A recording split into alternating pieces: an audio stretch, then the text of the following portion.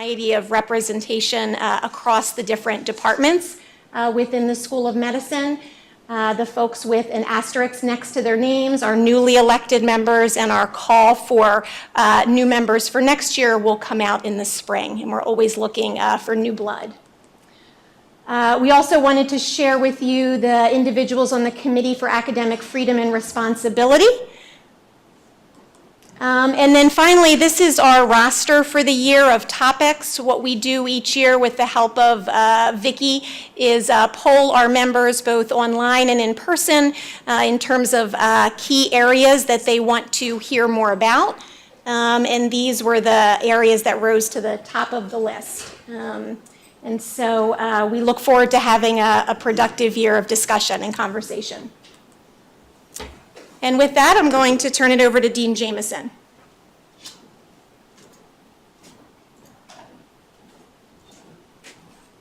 There you go. Thank you, Jen. It's great to see all of you here. I think we've got a record turnout for the Medical Faculty Senate and a wonderful lineup for the coming year. It's really exciting. There's so many good things that we could talk about in the School of Medicine. Many of us in the room have just returned from the AAMC meeting. Penn Medicine sort of owned the AAMC at the awards gala. It almost was embarrassing to see one Perelman School of Medicine person after another stand up and receive the award. And Gail, you were one of the recipients, and we had videos for everyone who received the awards.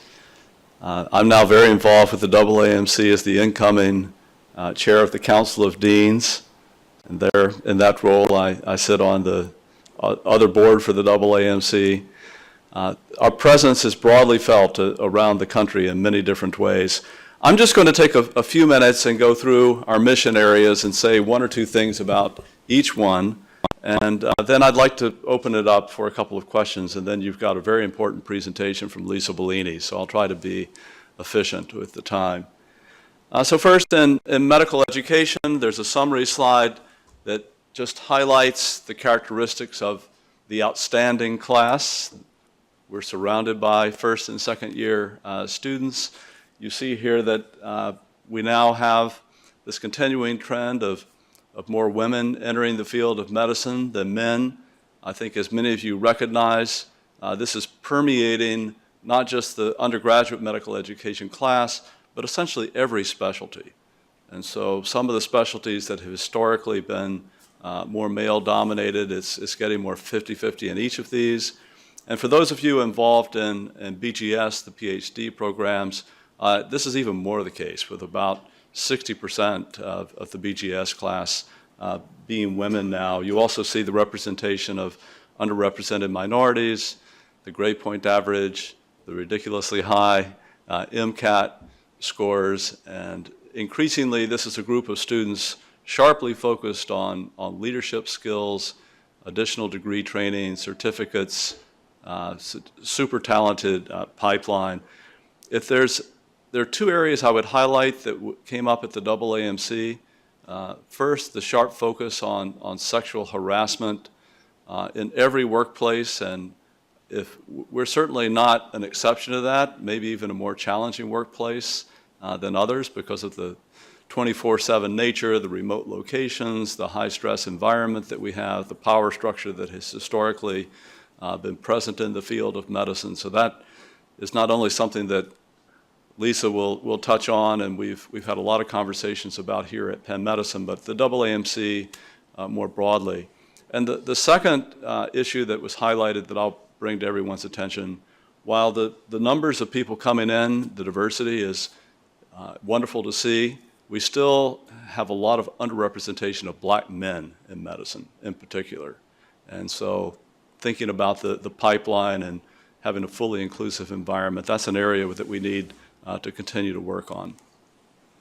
Financial aid, still reverberating around the enterprise is the announcement from NYU about fully funding financial aid and tuition-free kind of headlines for medical education. Here's some of our numbers. We roughly provide the same amount of financial aid support as NYU.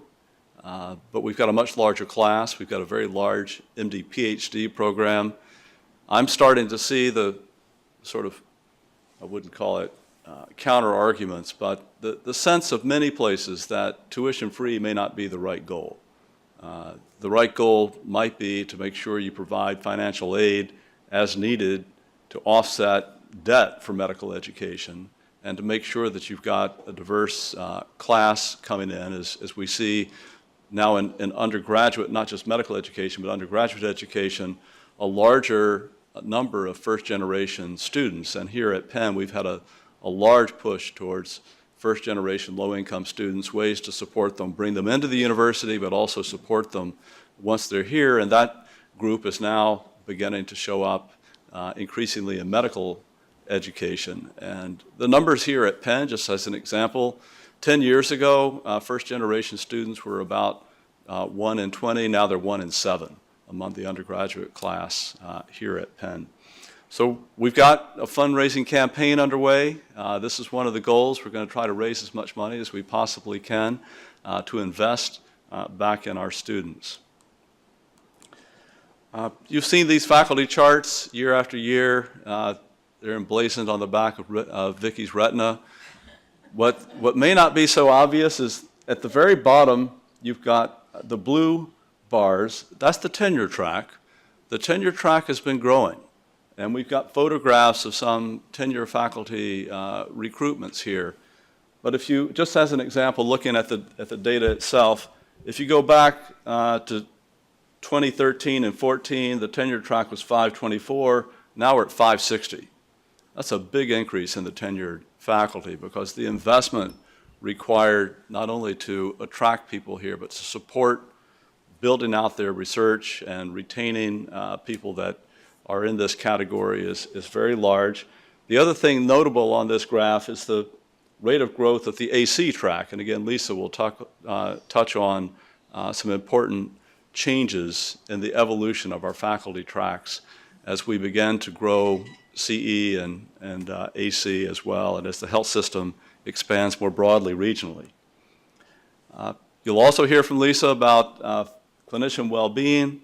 The thing I'll highlight on this particular slide, if you look at the details here, there are a lot of really specific, targeted efforts to support practical aspects of clinical care delivery so that clinicians are operating at the top of their license, that they've got effective team support. We've got a number of pilot projects around the enterprise to try to find out what's working and then scale it up. The Department of Medicine has been one of many departments with specific efforts. They have a goal to get 90 minutes back in the day so that clinicians can think about how to reinvest that 90 minutes either in their own learning or their innovation within healthcare delivery. So a lot of the focus here is not only on resilience, but practical aspects as it relates to clinician well-being. You can't be at Penn Medicine and not hear about all of the FDA approvals and the flash mobs. I've listed here the ones from last year.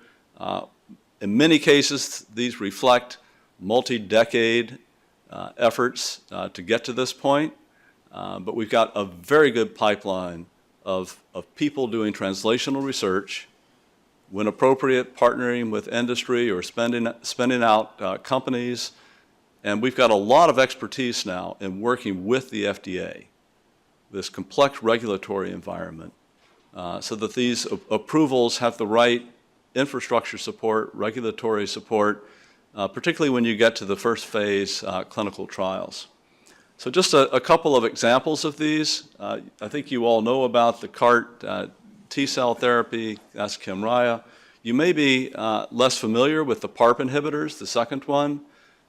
These initially were advanced for patients with BRCA1 and 2 genetic predispositions where you've got abnormalities in the DNA repair process. And so the PARP inhibitors accelerate the destruction of cells that already have a defect in that pathway. And so Susan Domchek and her colleagues worked on that. And then the third example here, the Azedra, is a project that largely came out of RAD-ONC. and radiology, looking at approaches to attach a radioactive molecule to a substance that will specifically target neuroendocrine tumors like pheochromocytoma and paragangliomas. So broad-based efforts, and really as much as any place I can think of, we've got a robust translational research environment. And I list here just a few of the spin-out companies from the last few years. It's quite remarkable. And first I was super excited about this. Now I'm a little concerned about what's going to happen now that all these companies are springing up around us in the following way. In the same way that San Francisco has become very expensive for real estate and for retention of staff and people, we're going to see over the next decade a very competitive research environment around us, which is good. But if Spark is going to hire 500 people, you know where they're going to look for some of those people.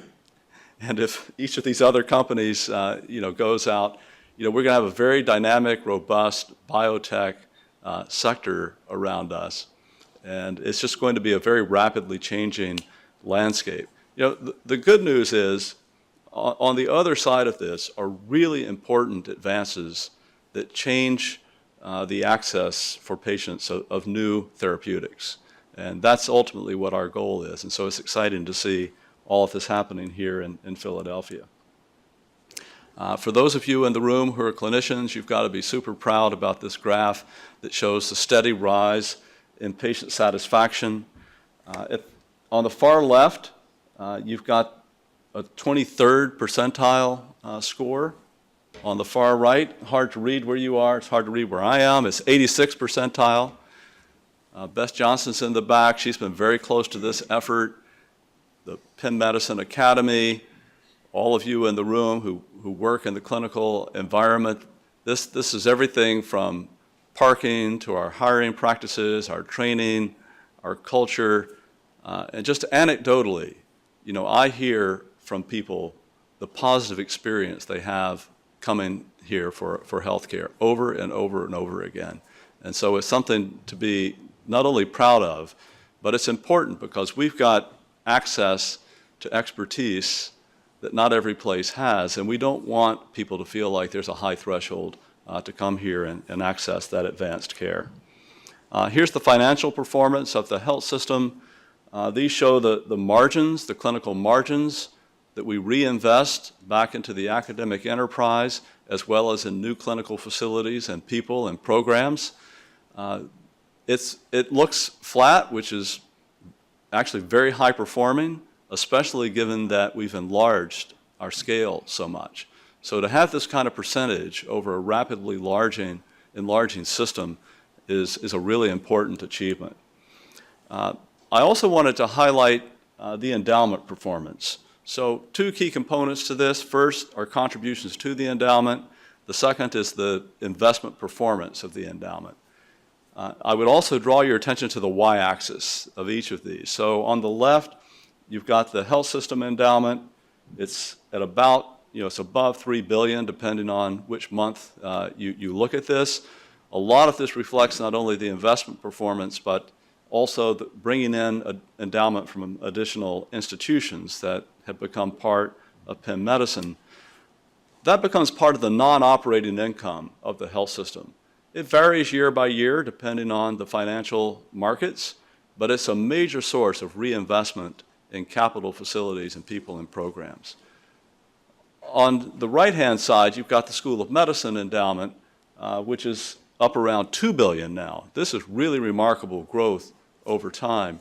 In this case, it's more predictable because it uses the payout that the trustees use, so that it mutes some of the fluctuations that you see year to year, and a lot of these are endowments in departments that go back either to chair professorships or to financial aid or to programs. But if you put these two together, Penn Medicine endowment, it's the size now of many large universities, about $5 billion when taken together. So it's a very impressive strength. And as we think about the long term, being here for 250 years, another 250 years, This is a super important aspect of that.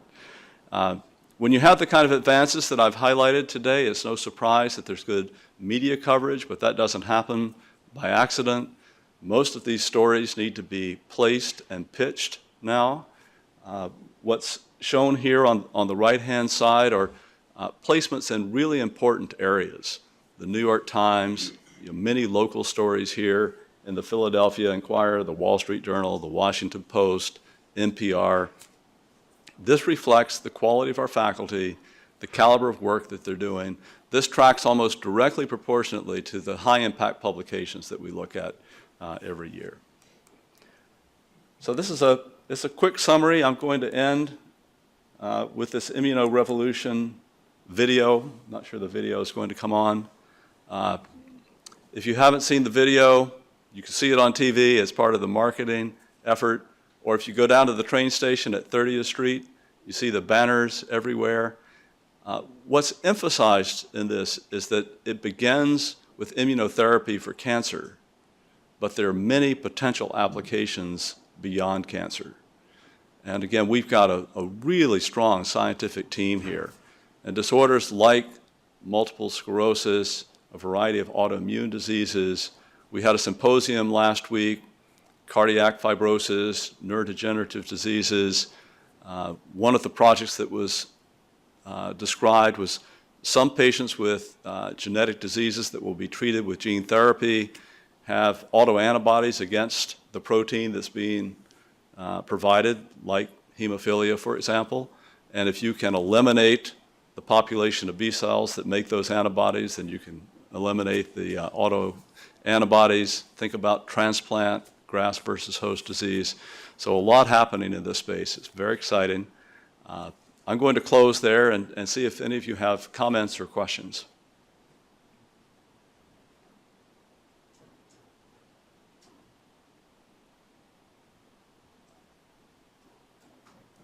Have to call on people.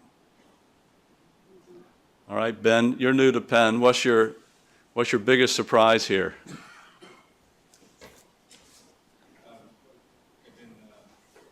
Not really a surprise, but with the reinforced from my interviews, the breadth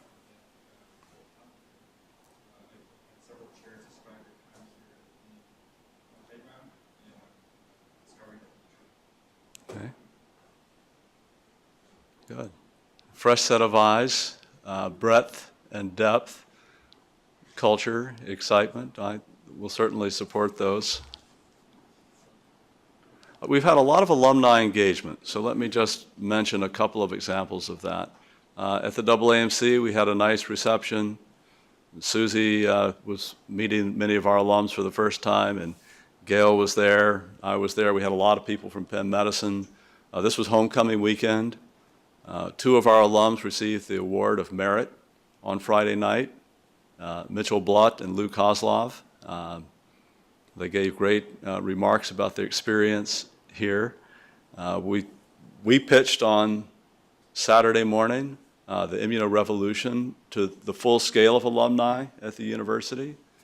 And President Gutmann and I are going to London Wednesday to talk about the Power of Penn as part of the campaign.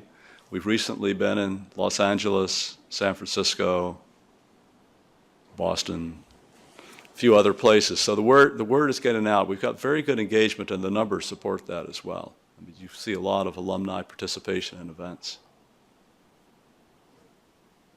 Okay. All right. Lisa, the questions will all be for you. All right. Thank you, Larry.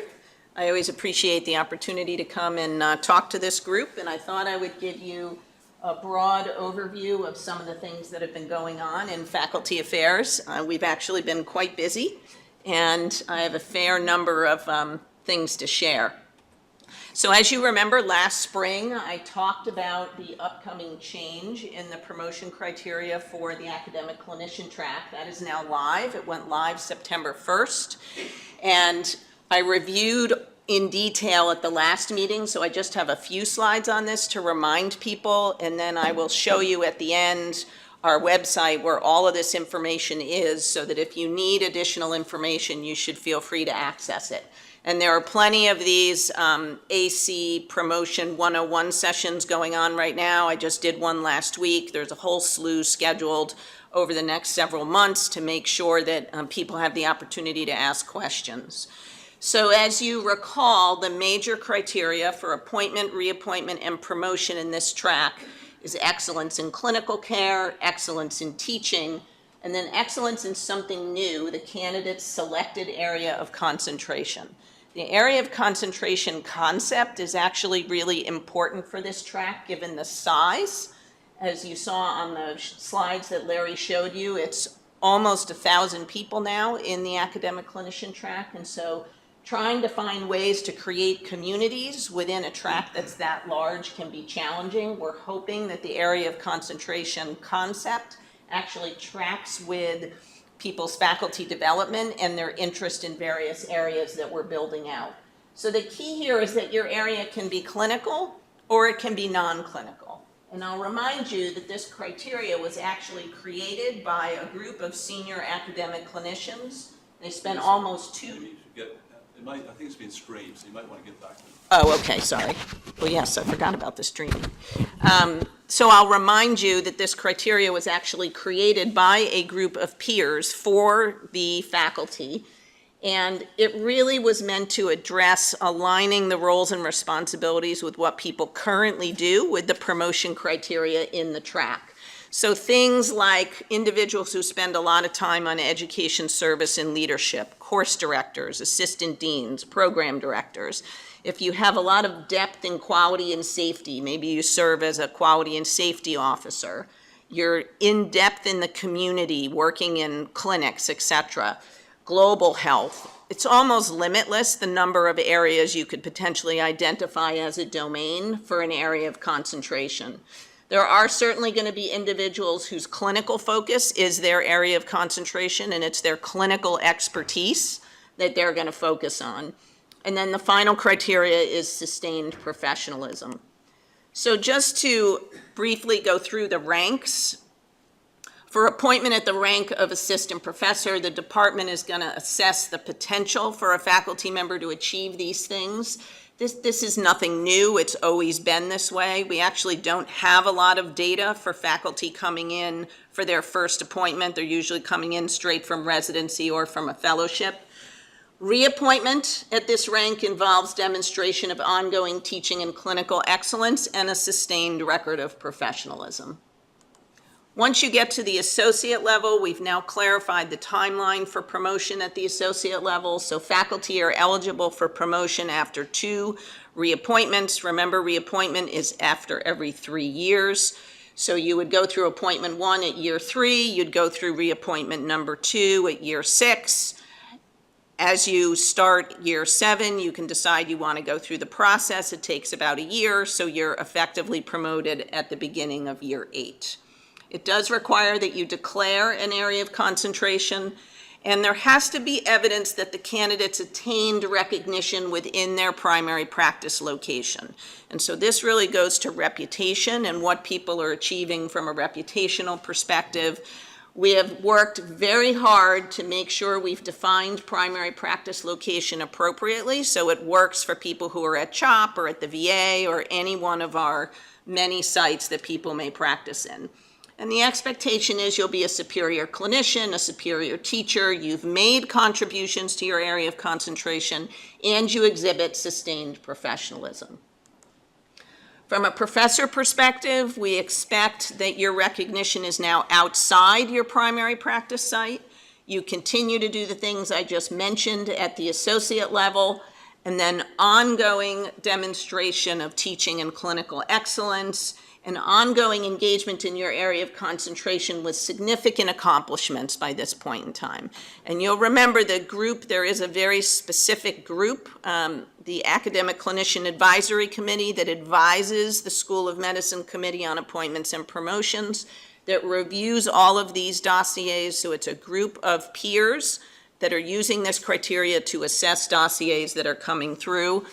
We just launched this September 1st. We're already have cases in the queue, and the committee has already met several times applying the criteria, and the feedback has been very positive. And I think in general, when I present this, particularly to academic clinicians, the feedback is very positive because it actually aligns with what they do every day. I'm going to talk briefly about 3 faculty development initiatives that are currently underway. We are trying to pay a bit more attention to clinician educators, particularly the development of clinician educators. And the goal of this program called PACE, the Program to Advance Clinician Educators, is to really give people, new appointments to the CE track coming in, tools, strategies, and skills that will maximize their success. And this will be done in a longitudinal cohort model that promotes mentoring, near-peer mentoring, as well as community building. This will be a voluntary program. It'll launch for next year's group of incoming clinician educators. It'll be offered to anybody who's a new hire in the CE track. And they will meet monthly with the program directors of PACE, and I'm not going to read those topics, but you can see basically what the curriculum is. It really is designed to give them upfront access to a lot of the information they need to be successful here at Penn. A lot of input from current CEs through focus groups for the last 6 to 8 months that led to this list of sessions. We are also establishing a CE society. So you will, many of you probably know about the Richards Society, which is a society for tenured folks. And that's been very popular and quite successful. It's basically governed by the group. There's very little planning that actually happens from a faculty affairs perspective. And it's been around now for 2 or 3 years and gets very high reviews and lots of engagement amongst the tenure track. So there's interest in creating this for clinician educators, and it'll look very similar to that society, to the Richards Society, and we hope to be able to launch that sometime this spring, and it'll be open to clinician educators at any rank. And then finally, we're launching in the spring a mid to late stage career planning initiative. And so there is increasing interest in the mid and senior career faculty member. How do they reinvent themselves? How do they think about what they want to do next? We've piloted several of these types of programs through Focus with Stephanie Abule and Lucy Touton. Those of you that have been through the Penn Pathways program that the university sponsors will recognize some of this because it's very similar. What we've basically done is pulled out a 4 cohort session to really maximize this concept of mid to late career stage planning. And you see what the sessions will look like. We're going to try this spring. It'll be mixed groups, and so it's not women only or men only. It'll be co-ed groups of faculty members, and we're going to see how this goes. But there is an ongoing interest in really providing some additional opportunity for mid and late stage career planning. So those are 3 new and exciting things that are going on. I just wanted to call your attention to 2 slides worth of teaching definition changes. So you'll remember that the School of Medicine teaching definition went into place July 1st, 2017. We waited a year, collected a lot of feedback. The committee met twice over the summer to revise the criteria and incorporate much of the feedback that was provided by faculty, education officers, vice chairs for education, folks in the School of Medicine, in academic programs. And basically, we've made some changes. Again, I'm not going to read through these. You can see them or read them on the website. And certainly these slides will be distributed. But this is in direct response to feedback that we've been getting over the past year. I think we pretty much addressed everybody's concern. The biggest change was in education, service, and leadership. So this has been significantly streamlined and now includes some really important committee work up top here, both at the level of the program and at the level of the medical school. So things like curriculum committees, admission committees, graduate group reviews, those sorts of things that we weren't necessarily capturing before, but take up a lot of faculty time and effort are now included. So I think this has gone really well. This new interpretation went into effect in September as well, and so far we've gotten good feedback. The professionalism campaign is, I like to say we're in the silent phase of the campaign right now, about to be more public this spring. There's been a lot of work that has gone on here. So as you remember, Jodie Foster was appointed the Assistant Dean for Professionalism. She has already done a tremendous amount of work since this whole thing launched.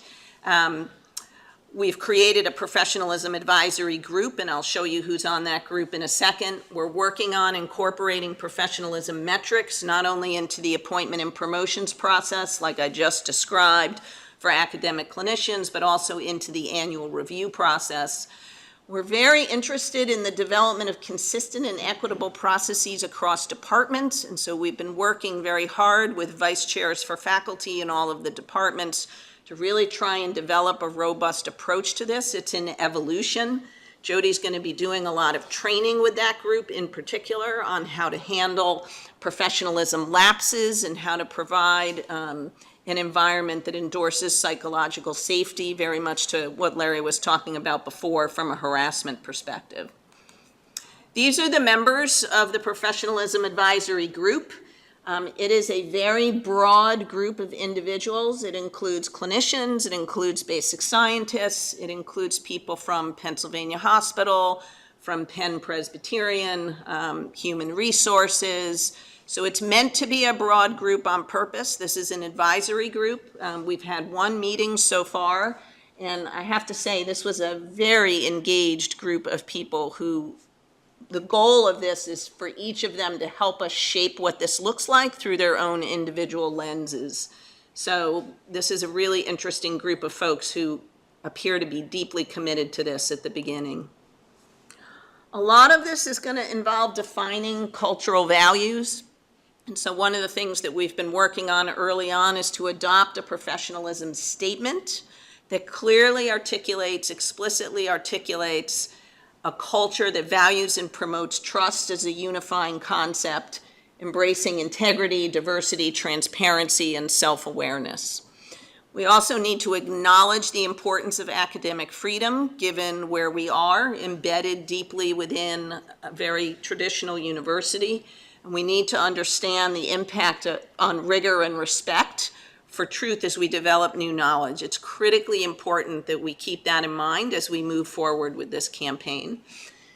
Jodie has come up with something called RISE, which is a campaign that promotes Penn's 10, and it's really built on respect, responsibility, commitment, and self-care, with the goal of creating a culture of accountability through an actionable code of conduct.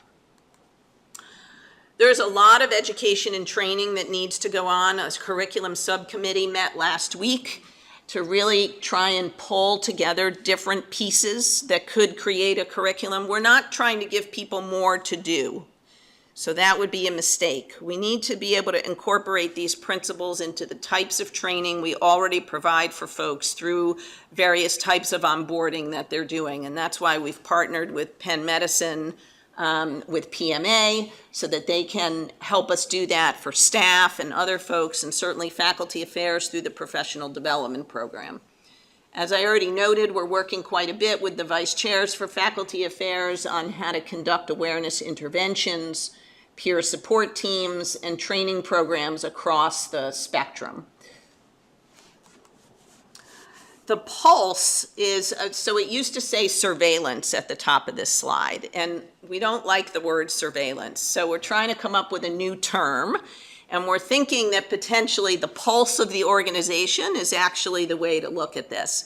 What we're trying to do is develop an active real-time process that incorporates feedback from patients, learners, trainees, healthcare team members, to create this psychological safety that allows people to actually express when they see a lapse and be able to respond to it appropriately. We'd like to explore a process that aggregates concerns to identify individuals or teams that are not well functioning. And so we've been working with PJ Brennan and with Pat Sullivan on different ways that we could potentially do that. There's a lot of different survey data that the health system uses and that the School of Medicine uses. We've never actually comprehensively looked at that. It's a potential way to cut down on some of the administrative burden of faculty completing surveys, and maybe we really need to think about how we can better partner, and there's some very interesting thoughts about how to do that. Refinement of web-based reporting tools for sure, and then equitable intervention protocols for disruptive behaviors. So lots of work going on in this space, a lot of people engaged, and it's certainly elevated the level of conversation around this. And then I'm just going to end with a couple of things on wellness. So you'll remember, you've seen this before, the institution's framework for thinking about wellness with institutional well-being, individual well-being in the center. We are really doing some exciting things that Larry noticed in the last part of his slides. We have created ongoing partnerships with clinical chairs. So right now, certainly internal medicine, neurology just booted a major program that I kicked off last week with Francis Jensen. And there's a number of other departments, radiation oncology and a couple of others that are really starting to think about how to do this in a deep way within their individual departments. The Innovation Center has been a really critical partner to getting this done. So they come at this with a SWAT team-like approach and can actually really help people think about how to organize their thoughts. When I was at Neurology's kickoff last week, all of the themes are the same. There was nothing new in anything that they identified through their SWOT analysis run by the Innovation Center that we haven't seen before organizationally, which I was really happy about, because it actually means as we develop solution sets in other places, we can apply them in very unique ways. We have to continue the program that was launched by the IT folks with the personalization sessions called PEP, which if you haven't done them and you're a clinician, you should really sign up for one of those sessions. I did one last week. It was so good, I signed up for another one in 2 weeks. They are fabulous. If you think you know how to use Epic, you don't. I actually thought I knew what I was doing until I sat one-on-one with somebody in front of my clinic schedule for an hour and went through all the different ways that I could save time, and it was truly amazing. So there are hundreds of these sessions available to faculty, and please encourage your colleagues to sign up. It's really worth your time. In addition to that, there are many other initiatives from the campaign that was just launched, the EHR Transformation Campaign, that brought in over 200 ideas for how to make the EHR better and more efficient that have now been collated into themes and are being independently resourced. My favorite bucket of things is the clutter bucket. How many things in Epic are just useless and don't need to be there and we actually need to get rid of? And so there is a huge commitment on behalf of the institution to improve how we interact with the EHR and the EHR in general. And please get involved and take advantage of the resources that are out there. We have expanded our partnerships with the university's Positive Psychology Center. We just ran program number 2 3 weeks ago. It was oversubscribed. I have never seen evaluation so positive from any program ever in all my years of doing faculty development work. So truly extraordinary. We just launched a new program called the Meetup Groups, which many of you have seen. We put out a request for proposals over the summer. We got 26 submissions to create community-based, peer-modulated groups. So Docs Who Rock is one group. It's a group of doctors who like to play music together. There's a book club, there's a writing club, there's all sorts of clubs that have been started up. We selected 11 for a small amount of funding and gave them a platform, an IT platform to actually manage their groups. And they're all in the process of constituting now. And so we're very excited about that. Mentoring effectiveness is always something that we're working on, and then increased access to mental health resources. And this is my last slide to only make the point here that there is a lot going on. There's a lot of information out there. The best place to get any information you need as a faculty member, literally about anything that you would need to know at Penn, is through our Faculty Life site. So you can see down here, the number of hits continue to go up every single month. And so these are just the different content areas. You can't see this very well, but life, work, balance issues, faculty health, wellness committee, the well-being project, meetup groups. So every month we're seeing more and more people access the site. This is where all the promotion criteria is. There's lots of mentoring resources, EAP. We really put everything in one place for faculty so it's easy to navigate and you know where to go. So I'm just reminding you that this is actually present and you should feel free to use it freely, and certainly if you have suggestions to improve it, please let us know. Questions for me? Comments, anything anybody'd like to bring up?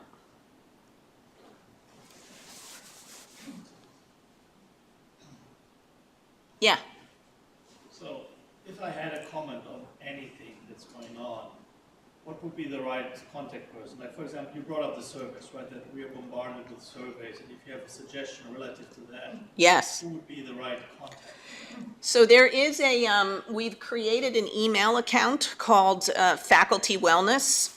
You can just email Faculty Wellness, and Vicki and I and the wellness coordinator actually get all of those emails. People do email us on a regular basis with ideas and thoughts that we really appreciate. So feel free to use, it's anonymous, so unless you sign your name, I don't know who it's coming from because it comes through the the faculty wellness email, but feel free, or you can share it with me personally or with Vicki, or anybody in faculty affairs would be happy to take your suggestions. Jen? Lisa, what does the future look like for the Penn Medicine clinician track? Will we be hearing more about mentorship and how to get promoted in that? Yes. So somebody asked me that question the day after AC went live. So we need a little bit of a breathing period. And actually right now, faculty affairs effort is really being taken up by the transition at the university to Workday and Interfolio and a lot of the other work streams that go live on July 1st. So I may constitute a committee in the spring to look at this, but nothing is going to happen between now and then. It's just impossible given what we have to do to get ready for the university system transformation, which Vicki told me last week affects 25 different faculty affairs systems. So this has become an overwhelming amount of work for those folks, but we will get to it, and it's on the list for sure. It's a good question. Anything else? Yeah. Are there any plans to expand the master clinician program to include faculty with a PhD or have another program similar to acknowledge people with PhD or doing excellent work like the master clinician program? Oh, you mean to create an additional program? Or expand their existing one with PhD? PhD only folks. Yeah. The present one is just for MDs that are recognized as master clinicians. Well, it could be MD PhDs, but it recognizes clinicians. And so I think you're talking about recognizing the research piece. It's an interesting thought. I'd be interested to hear more about how you might think about that. It's the first time somebody's brought that up.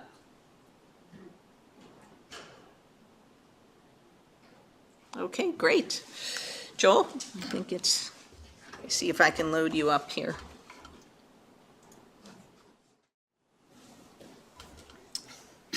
I'd like to thank the Medical Faculty Senate for giving me an opportunity to come here and talk a bit about ASAF, which is the Association for Senior and Retired Faculty, which is an organization that was really developed to help in the transition of retired people to a new phase of their life.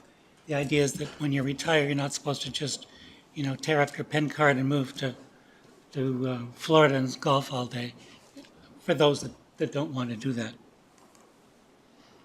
This is a list of the executive council for ASEF.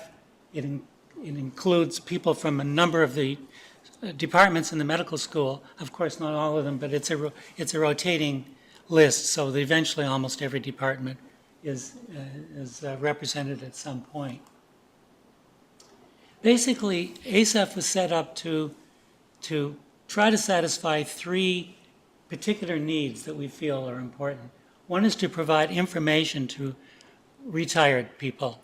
We're not just talking about benefits, we're talking about financial issues, talking about maybe housing, maybe ideas of moving into continuing care communities, maybe not just when they retire, but to start thinking about this. But particularly, it's to start people to think about these when they're maybe 55 or maybe 60 or years before they retire, several years before they retire, so they can kind of start making decisions and informed decisions.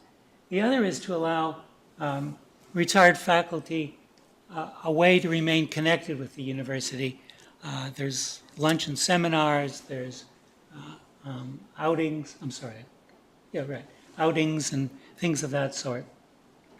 And the third is to tap the enormous experience of the retired faculty. As we all know, there's lots of very talented people in the faculty, and the idea is that if they're interested, what can they do? Well, there's speakers bureau, so that different members of ASEF and ASEF, by the way, includes anybody that's retired from the faculty of the medical school.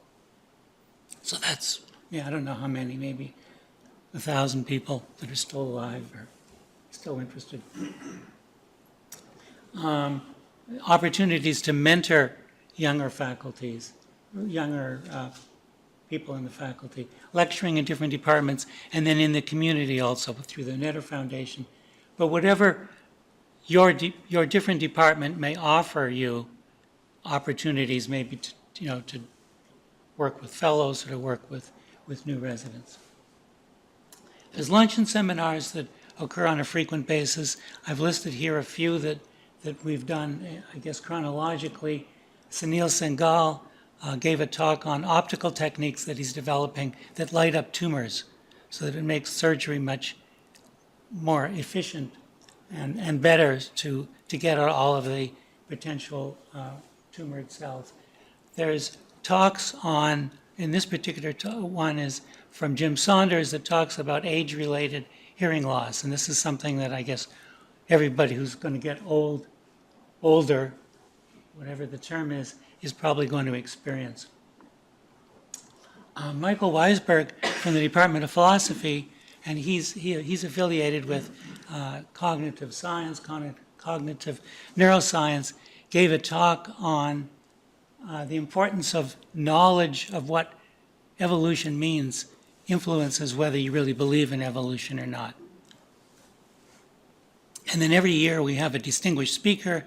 This year, I think it was in the spring, in May, Carl June talked about CAR T cells, which was an extremely well-attended seminar. And it actually happened that he gave this talk one day. He gave this talk on May 2nd, and on May 1st, FDA approval came through for the use of CAR T in lymphoma. Every year there's a reception for the retired and emeritus faculty, and then this is a combined reception both with the medical school and the rest of the university. Some of our programs are university-wide, and some of them are just in the medical school. By the way, it just occurred to me, the University of Pennsylvania is the only medical school that has a retirement organization. All the other ones, and there's lots of them, in Yale, Harvard, there's thousands of them probably, are all within the university. So it's just one retirement organization. ASEF was started before the university had any sort of retirement organization. It was started in about 2004. Since then, the rest of the university has kind of caught on and realized that it's very important to somehow foster retirement in their faculty ranks. Anita Allen, Vice Provost of Faculty Affairs, gave a very interesting talk on retirement. Last month, Jodie Foster gave a talk on managing difficult people at work, which was, again, very well attended, and it was a very fascinating talk, as you can imagine. I guess some of you have heard her talk before. And then tomorrow, there's a talk by Scott Hensley, and this is in commemoration of the 100th anniversary of the 1918 flu pandemic. So he's going to talk about that, and one of the interesting things that I hope he's going to tell us is what is the chance for this to be followed by another strong flu pandemic. Besides those talks, the ASEF sponsors a number of outings. In the fall, we had a guided tour of the Michener Art Museum, talking about Henrietta Wyatt and Peter Hurd, as well as other painters that they have there. And then in the fall, there was a tour of the Constitution Center with particular interest in the Hamilton exhibit that they have there. With respect to retirement, there's, as part of what's on the ASEF website is something called the Hitchhiker's Guide to Faculty Retirement. And it's basically tells you everything you want to know about, not just benefits, but different opportunities that exist. And it's really something that it's worthwhile anybody who's close to retirement should be looking at. Vicki Mulhern and Hillary Lopez gives a talk every year, basically talking about benefits. Very interesting. And then there's financial talks, and then there's panel discussions of recent retired faculty. 4 retired faculty get together, give a panel discussion, and tell what their retirement is like and what they learned since they retired about what they would have liked to have done and handled things. It's easy to find out about what's happening at ASEF, although everybody that's on the ASEF list, which is everybody that's over 55, and certainly all the retired faculty, get notices about all of the events that come up. But if you just go to the ASEF website, you can learn anything you want to know. Thank you. Any questions? Thank you. All right. Does anybody have any questions or comments for any of the presentations from this morning? If not, I will close the meeting and thank everyone for coming.